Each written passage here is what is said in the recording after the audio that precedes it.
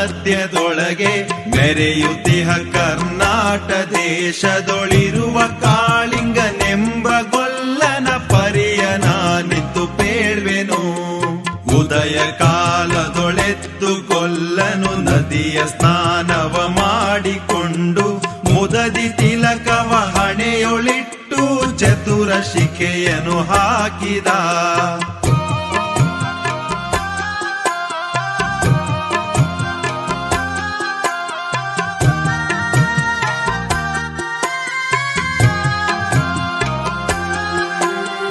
ಎಳೆಯ ಮಾವಿನ ಮರದ ಕೆಳಗೆ ಕೊಳಲನೂದುತ ಗೊಲ್ಲ ಗೌಡನು ಬಳಸಿನಿಂದ ತುರುಗಳನ್ನು ಬಳಿಗೆ ಕರೆದನು ಹರುಷದಿ.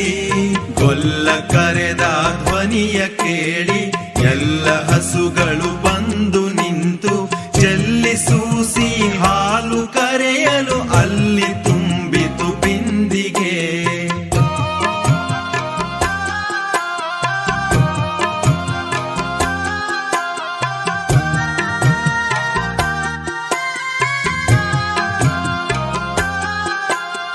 ಹಬ್ಬಿದ ಮಲೆ ಮಧ್ಯದೊಳಗೆ ಅದ್ಭುತನೆಂದೆಂಬ ವ್ಯಾಘ್ರನು ಅಬ್ಬರಿಸಿ ಹಸಿ ಹಸಿದು ಬೆಟ್ಟದ ಕಿಪ್ಪಿಯೊಳು ತಾನಿದ್ದನು.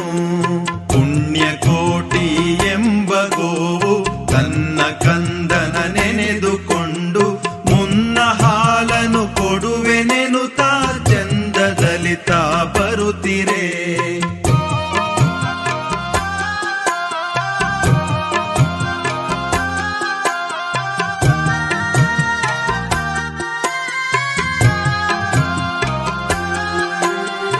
ಇಂದೆನಗೆ ಆಹಾರ ಸಿಕ್ಕಿತು ಎಂದು ಬೇಗನೆ ದುಷ್ಟ ವ್ಯಾಘ್ರನು ಬಂದು ಬಳಸಿ ಅಡ್ಡಗಟ್ಟಿ ನಿಂದನ ಹುಲಿರಾಯನು.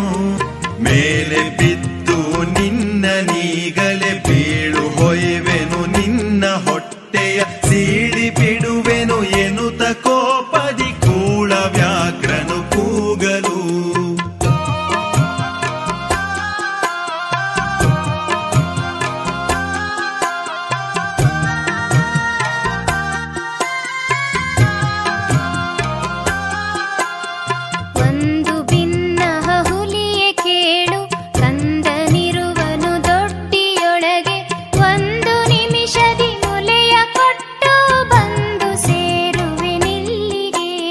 ಹಸಿದ ವೇಳೆಗೆ ಸಿಕ್ಕಿದೊಡವೆಯ ವಶವ ಮಾಡದೆ ಬಿಡಲು ನೀನು ನುಸುಳಿ ಹೋಗುವೆ ಮತ್ತೆ ಬರುವೆಯ ಹುಸಿಯ ನಾಡುವೆ ಎಂದಿತು.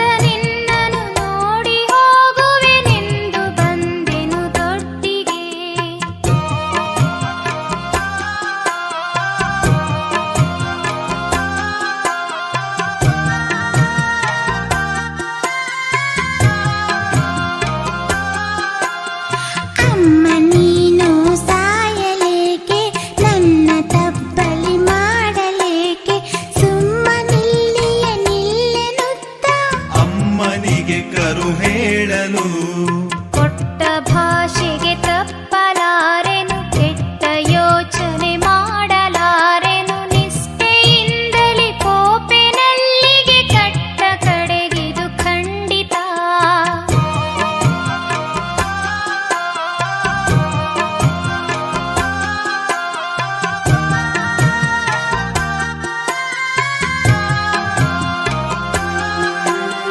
ತಪ್ಪಲಿಯು ನೀನಾದೆ ಮಗನೇ, ಹೆಪ್ಪುಲಿ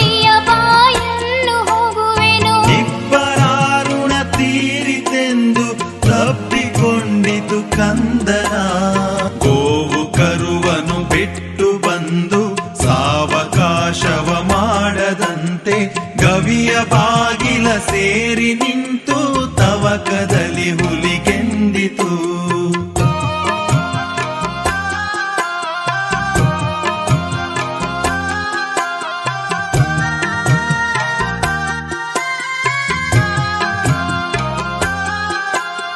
ಖಂಡವಿದೆಕೋ ಮಾಂಸವಿದೆಕೋ ಗುಂಡಿಗೆಯ ಬಿಸಿ ರಕ್ತವಿದೆಕೋ ಚಂಡ ವ್ಯಾಘ್ರನೆ ನೀನಿದೆಲ್ಲವನುಂಡು ಸಂತಸದಿಂದಿರು.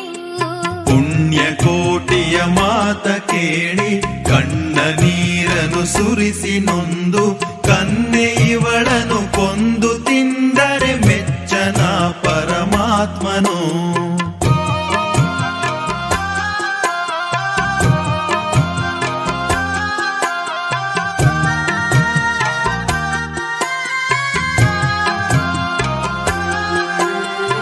ಎನ್ನ ಒಡ ಹುಟ್ಟಕ್ಕ ನೀನು ನಿನ್ನ ಕೊಂದು ನಾನೇನ ಪಡೆವೆನು ಎನ್ನುತ್ತಾ ಹುಲಿ ಹಾರಿ ನೆಗೆದು ತನ್ನ ಪ್ರಾಣವ ಬಿಟ್ಟಿತು.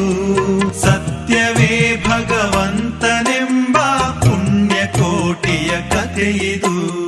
ಸತ್ಯವೇ ಭಗವಂತನೆಂಬ ಪುಣ್ಯಕೋಟಿಯ ಕಥೆಯಿದು.